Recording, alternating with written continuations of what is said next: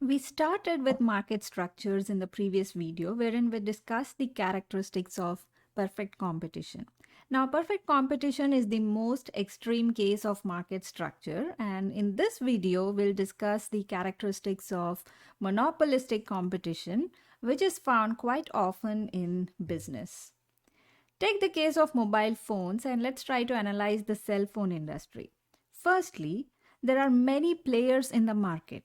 Each player in this market tries to differentiate its product against others and tries to make their phones appear very unique or very special. For example, take the case of iPhone 12 and its major competitor Samsung Galaxy S21 series. So Samsung differentiated its product in terms of better camera and a laser autofocus system. So basically, every company in this industry tries to differentiate its cell phone on the basis of size, physical appearance like design, color, shape, etc., or in terms of a unique technology. And also, in order to generate profits and remain in the industry, every player has to constantly strive to keep up the innovation because no single player can dominate the market. So, this brings us to the first characteristic of a monopolistic competitive market where there are many consumers and producers in the market, but no single producer has a significant control on the market as compared to its competitors. Secondly, all the producers in this market constantly strive to bring about some kind of differentiation or uniqueness in their products. This product differentiation could be in terms of eco friendliness, or greater value for money for the customer, or better technology. Or they might choose to undertake extensive promotional activities. So, if a producer is very successful in differentiating his product against others in the market, he might become close to a single seller in the market, but only in the short run. Since there are too many players in the market, this monopoly slowly disappears, and also the competition in the long run will drive the prices close to the equilibrium price, as we saw in the case of perfect competition. So you can see that sometimes Apple may become the leader, but on the other hand, companies like Samsung and Motorola are constantly striving to take over the sales in the market. Another important characteristic of these kind of markets is that the producers spend a lot of money on advertising and promotional activities. Thirdly, unlike perfect competition, where we discussed that the firms are price takers, in monopolistic competitive markets, producers are price setters. That is, they are free to set their own price. And based on the differentiation and promotion that they undertake, they are able to set their prices at a significantly high level without impacting the demand if they choose to. This is because higher differentiation of products leads to lack of perfect substitutes in the industry. For example, as a consumer, if I like Apple products, I do not want to consider any other substitutes for a device like an iPad or an iPhone, and I will be willing to pay a higher price for that. But of course, there are limitations to that. And generally, the firms in this industry are price setters and not price takers. And finally, in monopolistic competition, there are low barriers to entry and exit. Of course, this depends on the industry and is relative to the industry. For example, I can easily open a fast food center with a chunk of change and lower regulations. So the barriers to entry and exit is very low in this case. On the other hand, if I want to become an automobile dealer, then the barriers to entry and exit are relatively higher.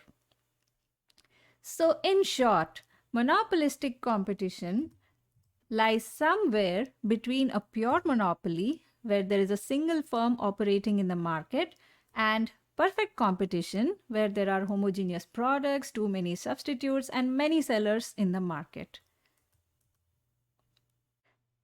Now, before we go further, one might wonder why there is no monopoly when the term monopolistic competition may suggest some kind of a monopoly. Remember that the term monopolistic refers to the industry and not to the firm. Unlike monopoly, in this case, no single firm has complete control over the market in the long run. It is monopolistic with reference to the industry because the producers in the industry produce products that are different from each other. So there are no perfect substitutes for any product. So the firm in this market enjoys monopoly only over its differentiated product over the short run, but very soon the competitors would manufacture a similar product and the monopoly is lost.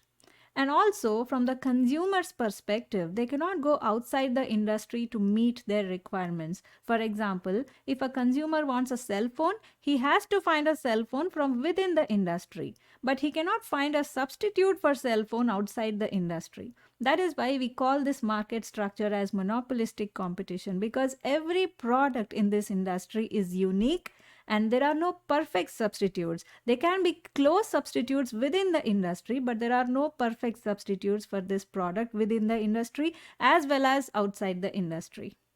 So let's try to summarize what we learned till now. In monopolistic competition, there are a large number of buyers and sellers. The products that each firm offers are close but not perfect substitutes for the products offered by other firms. Each firm constantly strives to differentiate its products against the others, because if they fail to do so, then they can soon be out of the market.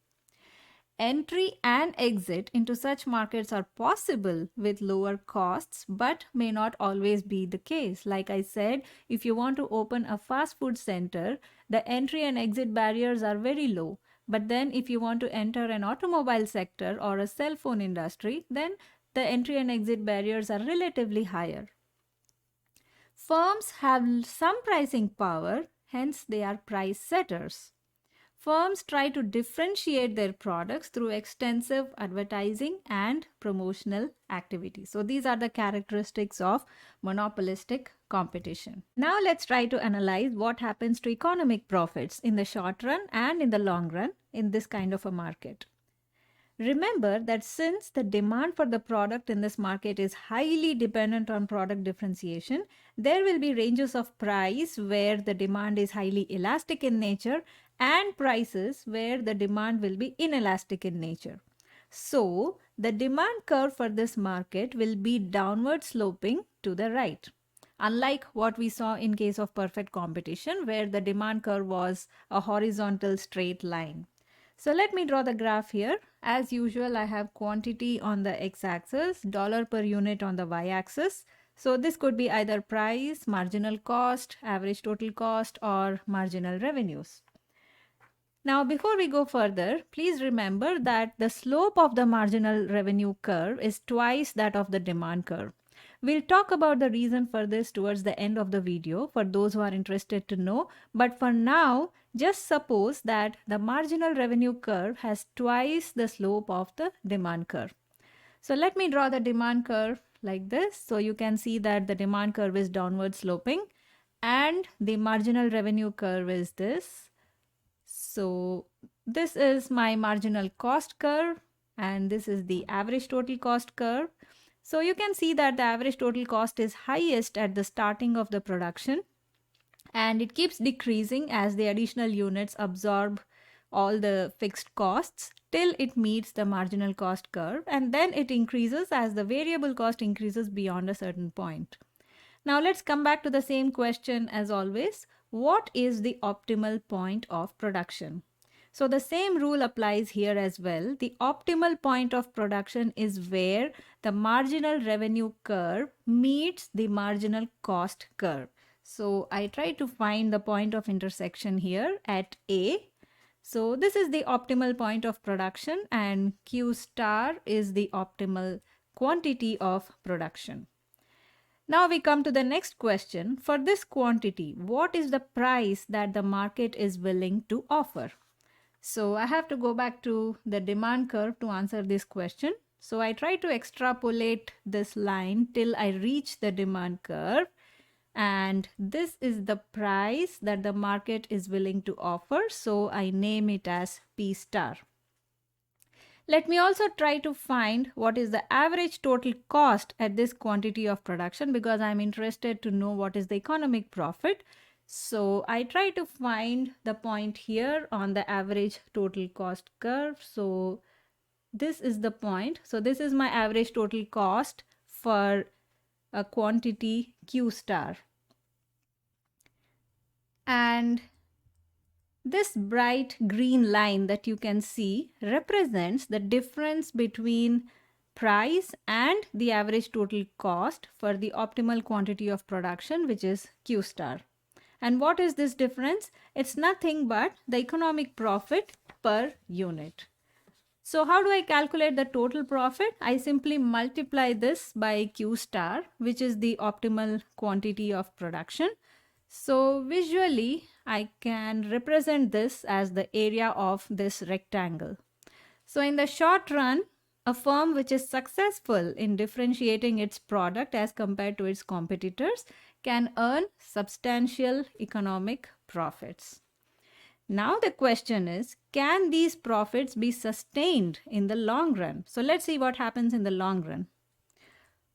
Over a period, since there are a lot of competitors in the market, there will be a lot of close substitutes for this firm. So as a result, the demand curve will slowly shift. So suppose this is my new demand curve and this is my new marginal revenue curve, which has also shifted. So let me remove the old marginal curve. Now let's try to find the optimal point of production. So again, this is where the marginal revenue curve meets the marginal cost curve. So let me try to find that point here. So I get this point somewhere here. And you can see that the optimal quantity has now decreased. The next question is, what is the price which the market is willing to offer for this quantity? So I look up at the new demand curve and I try to find a price for this new optimal quantity. So it's somewhere around here. Let me remove all this first. Okay, so I got the price for my new optimal quantity of production. And you can see that it's more or less the same as it was earlier. Okay. Next, let's try to find the economic profit at this point. So let me try to find the average total cost for this quantity. So which is around here. I can see this point here. Let me name that point as C. So this bright line that you can see here gives me economic profits per unit, because this represents the difference between price and the average total cost for the optimal quantity of production, that is Q star. So in order to find the total economic profit, I simply have to multiply this by Q star. So visually, the area of this small rectangle that you can see here is the long-term economic profits. So what is the change in the economic profit between the short term and long term? Do you notice any change? Earlier we had a nice big rectangle, but now the rectangle has become much smaller. What does this suggest? This indicates that in the long run, the economic profits have reduced. And with further increase in time due to the actions of the competitors and new innovations coming into the market, these profits will slowly get eroded and touch zero. So this is the reason why the firms in a monopolistic competition constantly try to bring about differentiation in their products, some kind of uniqueness in their products, because if they do not do so, then the economic profits will get eroded and soon they would be out of business. Now we come to the last part of our discussion. We assumed in our discussion till now that the marginal revenue curve has twice the slope of the demand curve. Now let's deal with the question as to why the marginal revenue curve has twice the slope of the demand curve. So to start with, let me write price as a function of quantity. Now we know that this is a straight line, and we know that the traditional equation of a straight line is something like this. So let me write that down here. So y is equal to mx plus b. All right. So what is M in this case? M is nothing but changes in Y with respect to changes in X. Now let me apply the same equation to write the equation of price as a function of quantity demanded. So price is equal to MQ plus B. So in this case, Q is the quantity demanded and P is the price. Again, what is M in this case? M is nothing but the changes in price with respect to changes in quantity. Now let's come back to our equation of total revenue. What is total revenue? Total revenue is equal to price times quantity. Now I have the value of price from this equation over here. So let me try to bring that in the equation of total revenue. So total revenue is equal to MQ plus B times quantity. And if I expand this equation, my total revenue will be MQ square plus BQ. Now let's talk about marginal revenue. What is marginal revenue? Marginal revenue is the change in total revenue when I increase the quantity by 1 unit. In other words, marginal revenue is equal to change in total revenue with respect to change in quantity. Now for those of you who understand calculus, I can rewrite this as marginal revenue is equal to dTR by dQ. So this is called differentiation. Now I have the equation of total revenue here. So let me try to put that in this equation. So marginal revenue is equal to d by dQ of, my equation for total revenue is MQ square plus BQ. Now I apply the rules of differentiation here and try to get the value. So marginal revenue is equal to, M is a constant, d by dq of q square is nothing but 2q plus, and in this case again b is a constant. So marginal revenue is equal to, just trying to rearrange the terms, so 2mq plus b. So now if you can see, what is the equation for, what was my demand equation? It was mq plus b. So you can clearly see, so this is my demand equation here, and this is the equation for the marginal revenue curve. So, and these are the slopes. This is the slope of my demand curve and this is the slope of the marginal revenue curve. So you can clearly see that the slope of marginal revenue curve is twice that of the demand curve.